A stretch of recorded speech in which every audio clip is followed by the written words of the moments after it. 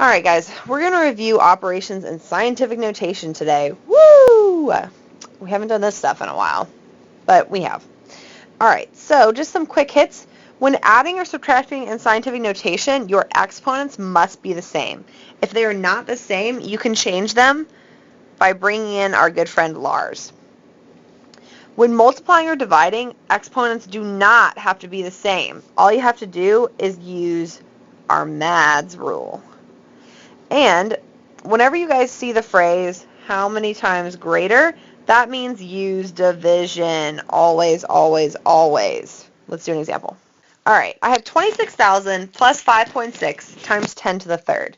The first thing I'm going to do is either change the 26,000 or change our scientific notation part of the equation so that both of them are the same. I cannot add them in this form. I'm going to choose to turn 26,000 to scientific notation.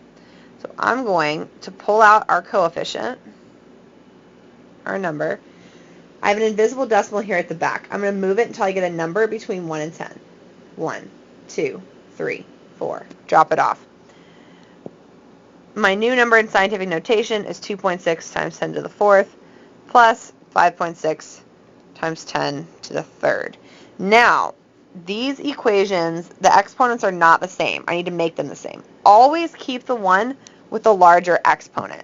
So I'm going to change 5.6 times 10 to the third by using our good friend Lars. I want to add one to my exponent, so I'm going to move my decimal left one spot. Boom. Drop it off. Add 1. My new number is 0.56 times 10 to the fourth plus 2.6 times 10 to the fourth. Now it gets easy. Now all I have to do is add my coefficients, which are the number in front. So 2.6 times 0.56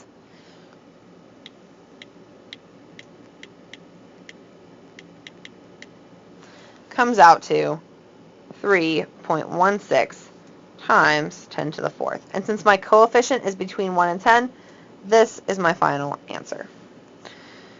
And make sure that you guys pay attention on PARC, because if it tells you to leave your answer in standard notation, you would have to change this back to a normal number. Let's do another example.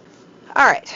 I see for this one that I have two numbers that are squished together, which means I need to multiply.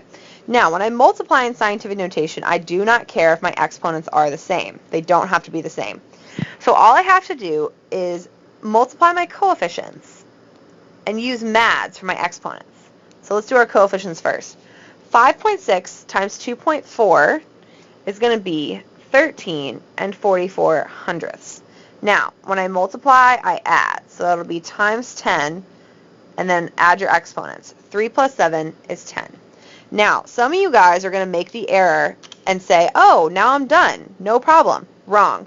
My coefficient is not between 1 and 10. I have to make it between 1 and 10. So I'm going to remember my good friend Lars. If I want to get this between 1 and 10, I need to move my decimal one spot to the left. Drop it off, and that means I can add 1 to my exponents. So my final answer is 1.344 times 10 to the 11th power. Don't make that error of thinking that you're done when your coefficient is not between 1 and 10.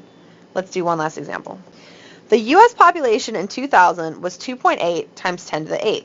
The Arkansas population in 2000 was 2.2 times 10 to the 6th.